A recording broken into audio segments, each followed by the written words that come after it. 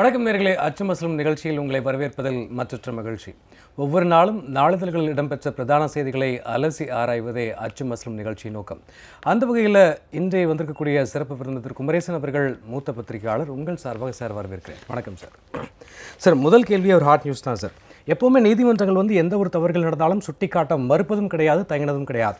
நேற்று கூட பார்த்தீங்கன்னா கரூர் பேருந்து நிலைய வழக்கில் பார்த்தீங்கன்னா உச்சநீதிமன்றம் தன்னுடைய கண்டனத்தை தெரிவிச்சிருக்கு. ஐஏஎஸ் அதிகாரிகள் எப்போதுமே மக்களுக்கு சாதகமாக நடந்து கொள்ளணும், அதே போல் சுதந்திரமாகவும் இருக்கணும், அரசியல்வாதிகளுக்கு துணை போகக்கூடாது அப்படின்னு சொல்லிட்டு அதை தொடர்ந்து இன்று ஒரு கண்டனம் தெரிவிச்சிருக்காங்க.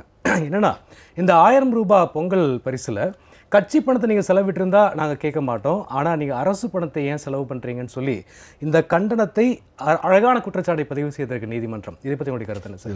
பல்வேறு கோணங்களில் முன்வைக்கலாம். ஆனால் முதல்ல இது குறித்த ஒரு பொது சிந்தனையை, பொது விவாதத்தை இப்படிப்பட்ட நீதிமன்ற தலையீடுகள் ஏற்படுத்துகின்றன என்பது ஆரோக்கியமான விஷயம். ஏன்னா இப்போ நாம் பேசுகிறோம், மக்களும் பேசுவார்கள் என்பது நல்ல ஒரு வளர்ச்சி போக்கு. அது அந்த வகையில் இதை நான் வரவேற்கிறேன்.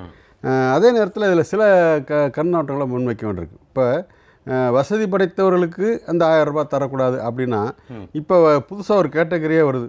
ஆண்டுக்கு 8 லட்சம் ரூபா வருவாய் இருந்தால் அவர்களெல்லாம் ஏழைகள். அதற்கு கீழே உள்ள மாதம் 59,999 ரூபா வருமானம் இருந்தால் கூட அவர் ஏழை ஆகி விடுகிறார்.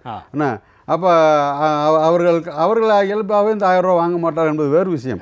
ஆக உண்மையிலே ஏழைகள் என்று யாரை வரையறுப்பது?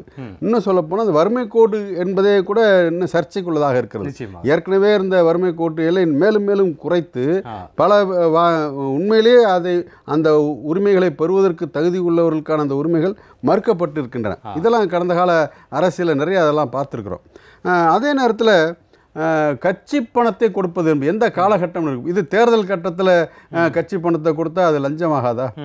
அது ஏதோ ஒரு வகையில் இன்னும் தேர்தல் அறிவிக்கப்படவில்லை என்பதற்காகவே. ஆனால் தேர்தல் காலம் நெருங்குகிற போது ஒரு கட்சி இப்படி பணம் கொடுப்பதற்கு நீதிமன்றம் அனுமதிக்குமானால் அது ஒரு முறையான நடைமுறையாக இருக்குமா, ஆரோக்கியமான நடைமுறையாக இருக்குமா அப்படிங்கிற யோசனை. இப்போ நீதிமன்றம் எழுப்பிய கேள்வி கூட பார்த்தீங்கன்னா, இந்த தேர்தல் வரப்போகுது அப்படிங்கிறதுக்காக கூட இந்த பொங்கல் பரிசு தொகையை நீங்கள் அறிவிச்சிருக்கலாமோ அப்படிங்கிற கோணத்திலையும் கொஞ்சம். ஆமாம், அதை மறுக்க முடியாது. ஏன்னா ஆனால் கடந்த காலத்திலும் கூட இப்படி ரொக்கமாக தருவது என்பதும் இருந்திருக்கிறது. நிவாரணங்கள், புயல் நிவாரணம் போன்ற வரும்போது ரொக்கம் கொடுக்கிறார்கள். அப்பொழுதெல்லாம் ஏழை பணக்காரர் வேறுபாடு பார்ப்பதில்லை என்பதெல்லாம் இருக்கிறது. அது வேறு விஷயம். ஆனால் என்னென்னா, இப்போ கிட்டத்தட்ட மக்கள் ஒரு தேர்தலுக்கு தயாராகி கொண்டிருக்கிறார்கள். இன்னும் உள்ளாட்சி தேர்தல் வருமா வராதா என்பது பெரிய மர்மமாகவே இருந்து கொண்டிருக்கிறது. இப்படிப்பட்ட ஒரு சூழலில் கட்சி தன் பணத்தை செலவழிக்கலாம் என்பது கூட ஒரு தவறான வழிகாட்டலாக தான். அவங்க சொல்ல வர்றது என்னென்னா, நீங்கள் ஒன்றும் உங்கள் சொந்த காசை செலவழிக்கல, மக்கள் பணத்தை எடுத்து கொடுக்குறீங்க அப்படிங்கிறதான். இந்த பெறுகிற மக்கள் இருக்காங்கல்ல, அவங்கள உண்மையிலேயே வசதி படைத்தவர்கள் இது வேண்டாம் அப்படின்னு அந்த மனநிலைக்கு வந்துடுவாங்க. நம்ம இதை வாங்குறது முறையில்லைன்னு. அது வேற. அப்படியே ஒருவர் வாங்க நினைத்தாலும் கூட அவருக்கு அந்த உரிமை இருக்கிறதுங்கிறத மறுக்க முடியாது. ஏன்னா அதனால தான் குடும்ப அட்டை என்று ஒன்று வைத்திருக்கிறார் அவர். அவங்களுக்கு என்ன மனநிலை வந்து விடுகிறது என்றால், ஏதோ ஒரு வகையில் தங்களிடமிருந்து பறிக்கப்பட்ட பணம் தங்களுக்கு திரும்பி வருவதாக நினைக்கிறார்கள். ஏன்னா அது அப்படி ஒரு மனநிலை உருவாக்கப்பட்டிருக்கிறது. ஏன்னா வரியாக இப்போ மக்களுக்கு வர வேண்டிய பல்வேறு திட்டங்கள் தடுக்கப்பட்டதன் மூலமாக பல திட்டங்கள் இழுத்தெடுத்து கொண்டே போவதன் காரணமாக எல்லாம் இப்படி மக்களுடைய பணம் நிறைய போயிருக்கு. அந்த பணத்தில் இப்படி கொஞ்சமாக திரும்பி வருதுங்கிற மனநிலைக்கு மக்கள் வந்துடுறாங்க. ஏன்னா இதையும் மனதில் வைத்துக் கொள்ள வேண்டும். மற்றபடி இயல்பாக நான் சொன்னது போல் வசதி உள்ளவர்கள் அந்த ஒரு நியாயமாக சிந்திக்கிற போது இதை நீங்கள் கோரி பெறாதீர்கள் என்று வேண்டுகோள் விடுக்கலாம். அவர்களுக்கு வேண்டுகோள் விடுக்கலாம். இன்னொன்று, அரசு இதெல்லாம் கூட ஆலோசித்து ஒரு முன் யோசனையோடு இதெல்லாம் சிந்தித்து ஒரு திட்டத்தை அறிவிக்கிற போதே, இப்படிப்பட்ட ஒரு திட்டத்தை அறிவிக்கிற போதே இன்னாருக்குத்தான் இது என்று தெளிவாக அறிவித்து விட்டால் பல பிரச்சனை இல்லை. அவர் வரிசையில் நின்ற பிறகு அறிவிக்கிற போது அது தேவையற்ற குழப்பங்களையும் அந்த வரிசையில் இருக்கிற மக்களிடையே கூட நீயா நானா என்கின்ற ஒரு போட்டியையும் பகைமையும் ஏற்படுத்தி. நிச்சயமா சார். இன்னைக்கு கூட நியூஸில் பார்க்கும்போது பார்த்தீங்கன்னா, கிட்டத்தட்ட 4 மணி நேரம் 6 மணி நேரம் நாங்கள் கால் கடுக்க நின்று இருக்கோம். திடீர்னு இந்த உத்தரவு கொடுக்கும்போது நாங்கள் நின்றவங்க என்ன பண்ணுறது? அரசு அறிவித்த சலுகைகள் எல்லாருக்கும் பொதுதானே அப்படிங்கிறத இன்னைக்கு கூட பொதுமக்கள் கோரிக்கையாக அது அவங்க அப்படி தான் நினைப்பாங்க. ஏன்னா ஒன்று அறிவிக்கும் போதே இந்த தெளிவாக அறிவித்திருந்தால் இருந்தால் பிரச்சனை. ஏன்னா இப்போ குடும்ப அட்டையிலேயே வண்ண அட்டைகள்லாம் அடையாள பிரிப்பதற்கு யாருக்கு எந்த சலுகை என்பதை பிரித்து காட்டுவதற்கான ஏற்பாடுகள் இருக்கின்றன. எனவே இந்த 1000 ரூபாய் என்பதை கூட அப்படி பிரித்து காட்டுகிற வகையில் தெளிவாக அறிவித்திருந்தால் நீதிமன்றம் தலையிட வேண்டிய தேவை ஏற்பட்டிருக்காது. எனவே ஆட்சியில் இருப்பவர்கள், அதிகாரிகள் இது பற்றியும் யோசித்து இனிமேலாவது இப்படிப்பட்ட தலையீடுகளுக்கு இடமில்லாத வகையில் திட்டங்களை செயல்படுத்த வேண்டும். நிச்சயமாக சார். அடுத்த ஹாட் நியூஸ் சார். பொதுவாகவே சமூக வலைத்தளங்கள் பார்த்தீங்க அப்படின்னா இன்னைக்கு நல்ல விஷயத்துக்கு பயன்படுத்துவதை தவிர கெட்ட விஷயங்களுக்கு தான் அதிகமாக நம்ம பயன்படுத்துகிறோம் அப்படிங்கிறது பொதுவாக ஊடகத்துறையில் இருக்கக்கூடிய எல்லாருடைய குற்றச்சாட்டும் கூட. மாணவர்களுடைய ஒழுக்கம் கேடாவதற்கும் சமூக வலைத்தளங்களும் ஒரு காரணம் அப்படின்னு சொல்லிட்டு சில விஷயங்கள் நம்ம ரெகுலராகவே நம்ம பார்த்துட்ருக்கோம். இந்த வகையில் தீவிரவாதம் பரப்பப்படுவதற்கும் சமூக வலைத்தளம் ஒரு காரணமாகவே இருக்குன்னு சொல்லி இராணுவத்தினுடைய தலைமை தளபதி பிபின் ராவத் அவர்கள் அறிவிச்சிருக்கிறது. உங்களுடைய பார்வைகள் எப்படி பார்க்குறீங்க சார்? சமூக வலைத்தளங்கள் ஒரு உலகளாவிய நட்பையும் உறவையும் ஏற்படுத்தி இருக்கின்றனங்கிற அந்த ஆக்கப்பூர்வமான வளர்ச்சி இருக்குல்ல, அதை மறுத்தர முடியாது. ஒரு காலத்தில் பென் ஃப்ரெண்ட்ஸ்னு சொல்லுவாங்க, பேனா நண்பர்கள். முன்ன பின்ன அறிமுகம் இல்லாதவருக்கு ஒரு கடிதம் அனுப்பி அவர்கிட்ட பதில் வந்து அப்படி நட்பு வரும். ஆனால் இன்றைக்கு ஒரு ஃபேஸ்புக், ஒரு ட்விட்டர், ஒரு வாட்ஸ்அப் என்று வருகிற போது அதில் எத்தனை குழுக்கள், எத்தனை பேர் ஒரு உலகளாவிய தொடர்பு கிடைக்கிறது. உலகத்தில் இருக்கிற தமிழ் மக்களோடெல்லாம் நான் பேச முடிகிறது. எங்கேயோ கடைக்குள்ள இருக்கக்கூடிய தமிழ் இது ஒரு ஆரோக்கியமான வளர்ச்சி போக்கு. அது மட்டுமல்ல, ஒரு அங்கீகரிக்கப்பட்ட பெரிய ஊடகங்கள் இருக்குல்ல, அது பத்திரிகை இருக்கலாம். ஒரு காலம் வரைக்கும் பத்திரிகை தானே, அப்புறம் தானே தொலைக்காட்சி எல்லாம் வந்தது. அதில் என்னுடைய ஒரு படைப்பு வருகிறதா வரவில்லையா என்பது நான் தவம் இருக்கணும். அது அந்த இதழ் வர்ற வரைக்கும் வதக்குன்னு இருக்கும். நிச்சயமா நாம் எழுதக்கூடிய கவிதைகளாகட்டும், நாம் வரையக்கூடிய ஓவியங்களாகட்டும், எப்போ அந்த வெள்ளிக்கிழமை சண்டே வரும் அப்படிங்கிறது ஒரு எண்ணமாக இருக்கும். ஆமாம், அது வரலைனாக்கா நம்ம ஏங்கி போகிற அந்த நிலைமெல்லாம் இருந்தது. ஆனால் இப்போ அப்படி இல்லை. உடனடியாக அதை பதிவு செய்ய முடிகிறது. உடனடியாக எதிர்வினை வருகிறது. பாராட்டியோ அல்லது விமர்சித்தோ ஏதோ ஒன்று வருகிறது. இதுதானே ஒரு படைப்பால் எதிர்பார்ப்பார். ஏன்னா இப்படிப்பட்ட ஆக்கப்பூர்வமான அம்சங்கள் ஒரு பக்கம் இருக்கு. நல்ல தகவல்கள் பெறுகின்றன. மழை வெள்ளம் வந்த போது இந்த சமூக ஊடகங்கள் மூலமாக தான் பல உதவிக்கரங்கள் நீண்டன. இன்றைக்கு கூட கஜா புயலால் பாதிக்கப்பட்டவர்களுக்கு சமூக வலைத்தள தகவல்கள் மூலமாக உலக அளவில் இருந்து உதவிகள் பாய்ந்து கொண்டே இருக்கின்றன. இதெல்லாம் வெளிநாட்டில் யாராவது மாட்டிக்கிட்டாங்கன்னா கூட சமூக ஊடகங்கள் மூலமாக தான் அவங்க தன்னுடைய நிலைமையை அவங்க புரிய வைக்கிறாங்க. பிரிந்து போன பல குடும்பங்கள் சமூக ஊடக தகவல் தொடர்புகளால் இணைந்திருக்கிறார்கள். அப்படிலாம் தகவல் இருக்கிறது. இதெல்லாம் ஒரு பக்கம் பாசிட்டிவான விஷயங்கள்.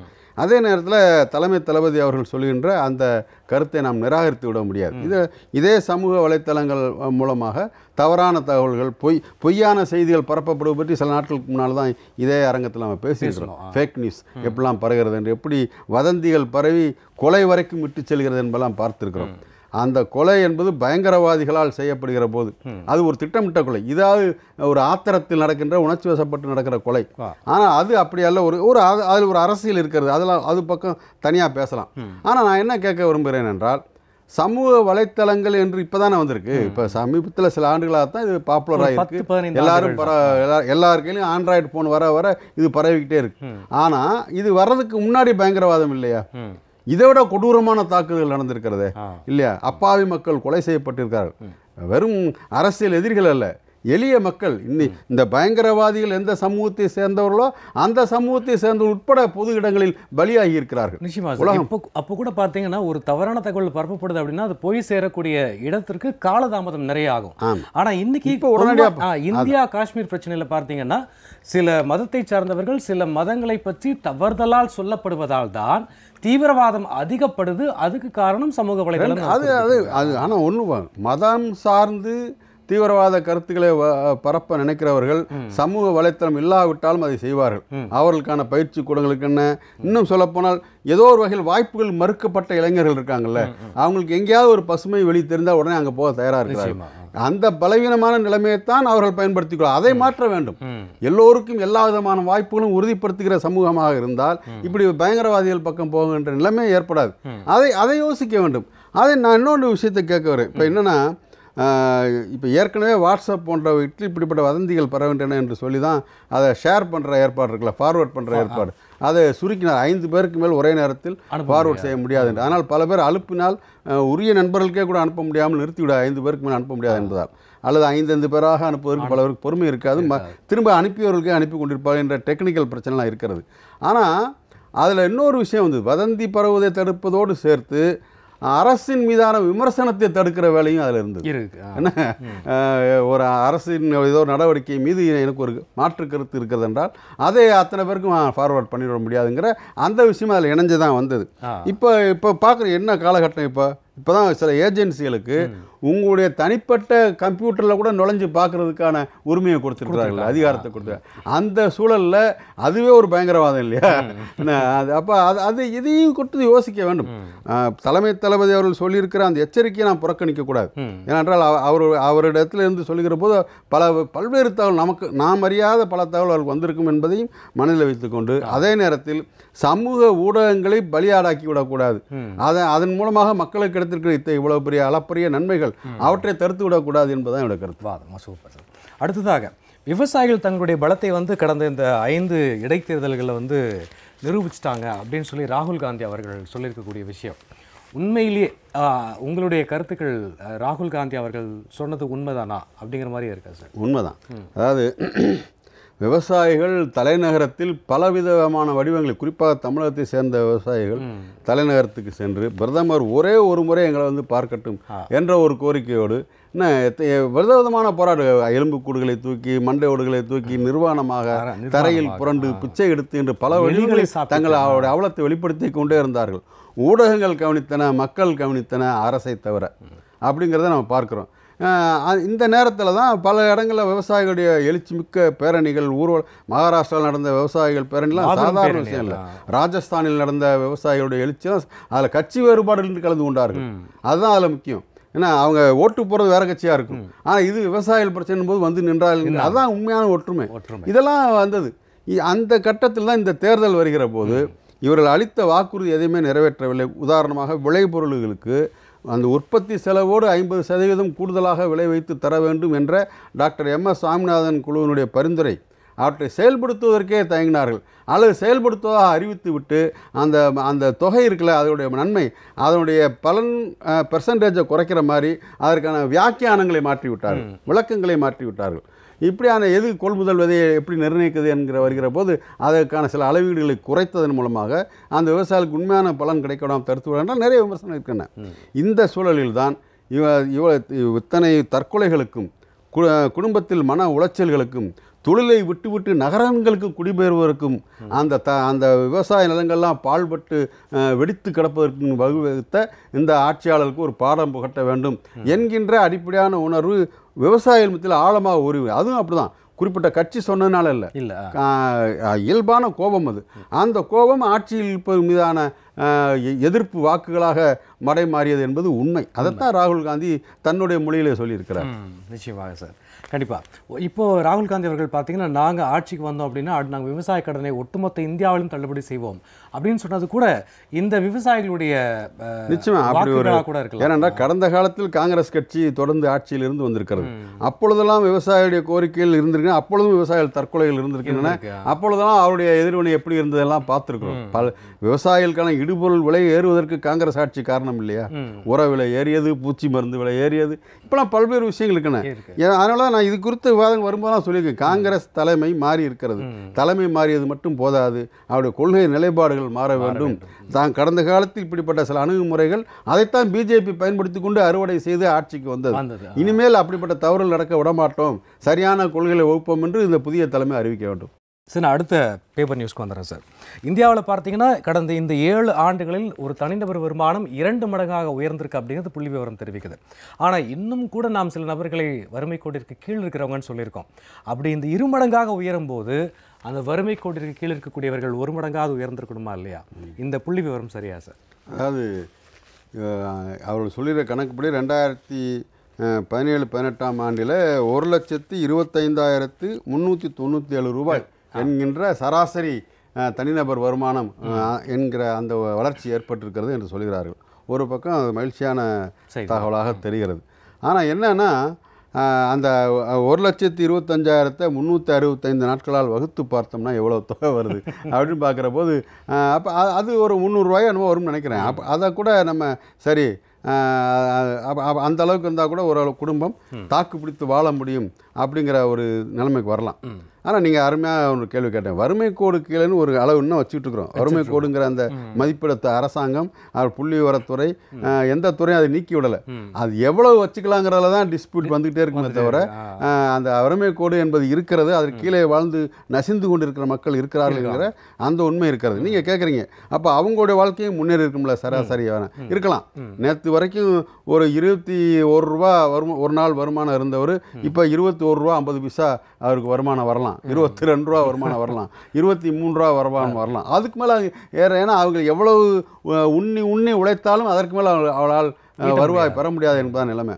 இந்த சராசரி கணக்கு என்பதே கூட பார்த்தீங்கன்னா என்ன, எப்படி சராசரி என்பது என்ன இருக்கிறது?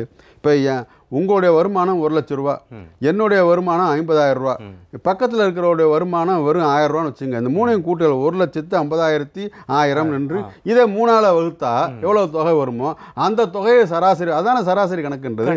அது நியாயமா? அப்போ அவருக்கு அது நியாயம் செய்ததாகுமா? 1000 ரூபா வருமானம் உள்ளவருக்கு நியாயம் செய்ததாகுமா? எனவே இது ஒரு புள்ளி விவரத்தின் மூலமாக ஒரு மயக்குகின்ற ஒரு வேலை. உண்மையிலேயே வாழ்க்கையில் மாறி இருக்கிறது என்றால் நுகர்பொருள்கள் பலவும் கடையில் தேங்கி இருக்காமல் விட்டுக்கொண்டே இருக்க வேண்டும். அத்தனை பேருக்கு அந்த வசதிகள் போய் சேர வேண்டும். அத்தனை உயர்கல்வி வாய்ப்புகளும் எல்லோருக்கும் கிடைத்திருக்க வேண்டும். பல பேர் அந்த ஃபீஸ் கட்ட முடியாமலே பள்ளிக்கு போக முடியாமல் கல்லூரிக்கு போக முடியாது நின்று போகிற குழந்தைகள் எத்தனை பேரை பார்க்குறோம். எனவே இதனாலெல்லாம் உயர்ந்து விட முடியாது. ஆனால் என்ன நடந்து கொண்டிருக்கிறது அப்படி என்பதை பார்ப்பதற்கு இந்த புள்ளி விவரங்கள் பயன்படும், அவ்வளோதான். நிச்சயமாக சார்.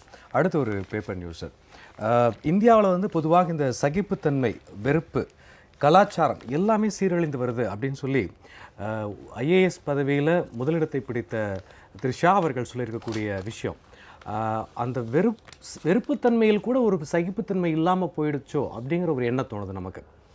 அதாவது ஒரு ஐஏஎஸ் பொறுப்பில் இருந்த ஒருவர் அவர் என்னென்ன கனவுகளோடு ஐஏஎஸ் எழுதியிருப்பார், என்னென்ன கனவுகளோடு ஐஏஎஸ்த்தில் வெற்றி பெற்ற பிறகு முதலிடம் மாணவராக வந்திருப்பார். ஏன்னா நம்ம பார்க்குறோம் எத்தனை என்னுடைய நண்பர்கள் பல பேர் ஐஏஎஸ் இருக்கிறார்கள். அவருடைய அந்த கனவுகளை எந்த அளவுக்கு நிறைவேற்ற முடியுமோ அந்த அளவுக்கு நிறைவேற்ற பாடுபட்டு கொண்டிருக்கிறார்கள். அதெல்லாம் பார்க்குறோம்.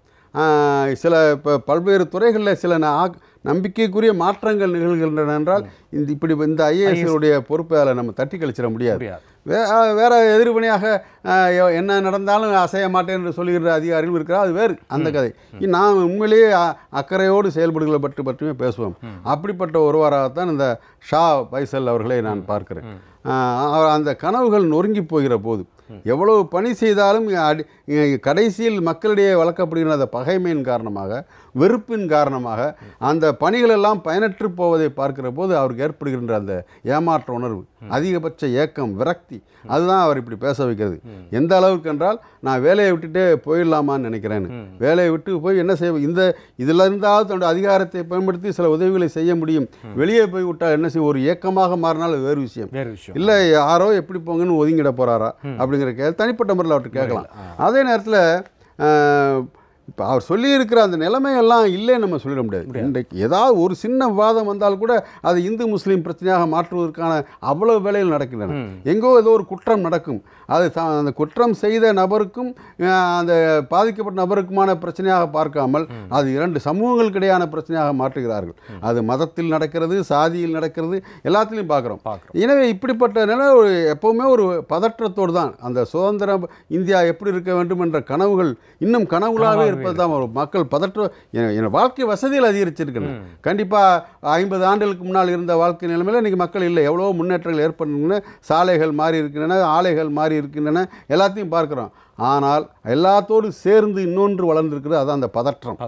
ஏன்னா சமூக பதற்றம் என்பது எப்பொழுதுமே ஆபத்து. அதை மிக எளிதாக வெறியூட்டுகிற சக்திகள் பயன்படுத்தி கொள்ளும். முன்னைய இராணுவ தளபதி பேசினதை பற்றி இப்போ தான் பேசணும், அதோடு இதை இணைச்சி பார்க்க வேண்டும். எனவே இது போன்ற விஷயங்களில் உண்மையிலேயே அந்த நல்லிணக்கம் என்பதை வளர்ப்பதற்கு அரசாங்க எந்திரமும் சரி, அரசியல் அமைப்பு, அரசியல் இயக்கங்கள், பொதுமக்களுக்கான பல்வேறு அமைப்புகள், இவர்களெல்லாம் என்ன செய்ய போகிறார்கள் என்பதுதான் மிகப்பெரிய கேள்வி. நிச்சயமாக சார். ஏன்னா திரு ஷா அவர்களுடைய மிகப்பெரிய குற்றச்சாட்டே வளர்ந்த நாடு, படிப்பறிவில் முன்னேறிய நாடு என்று சொல்லிக் கொள்ளக்கூடிய இந்தியா இன்னும் ஏன் இந்த இந்து முஸ்லீம் பிரிவினைவாதத்தை இன்னும் ஏற்படுத்தி கொண்டே இருக்கு? இதை பார்க்கும்போது எனக்கு வெறுப்பின்மையும் சகிப்புத்தன்மையும் ஏற்படுது, அதனால தான் நான் ராஜினாமா செய்யணும் ஒரு கருத்தையும் முன் வச்சிருக்காரு. அதான் இது வந்து இந்தியாவின் குற்றம் அல்ல. ஏன்னா இங்கே இந்த இந்தியாவினுடைய இந்த ஜனநாயக வாய்ப்புகளை பயன்படுத்தி கொள்கின்ற மதவெறி சக்திகளுடைய குற்றம். ஆனால் அது அம்பலப்படுத்தப்பட வேண்டும். இவர்கள் அல்ல உங்களுடைய மதத்தை காப்பாற்றப் போவர்கள், அவர்களை நீங்கள் தான், மக்கள் தான் அவருடைய மதத்தை காப்பாற்ற முடியுமே தவிர மதத்தின் பெயரால் அரசியல் செய்கிறவர்கள் அல்ல என்பதை புரிந்து கொள்ள வேண்டும். அப்படி இது குறித்து மக்களோடு உரையாடுவதற்கு இந்த ஷா ஃபைசல் அவர்கள் எடுத்திருக்கிற இந்த முடிவு அல்லது அவருடைய இந்த அறிவிப்பு அப்படியான உரையாடலுக்கு ஒரு தூண்டுதலாக இருக்கும். நிச்சயமாக சார். இப்போ அடுத்த கேள்விக்கு நான் போகிறேன் சார். நெருக்கடியில் நீதித்துறை இருக்குது, உயர்நீதிமன்றங்கள் வந்து எச்சரிக்கை கொடுக்குறாங்க. அப்படிங்கும்போது எந்த ஒரு கருத்தாக இருந்தாலும் தெளிவாக சொல்லக்கூடிய நீதிபதிகள் இருக்கும்போதும் கூட இன்னும் இந்த நெருக்கடி நிகழ்வதற்கு காரணம் அரசியல் அமைப்பினுடைய அந்த அழுத்தம் காரணமாக இருக்குமா சார்?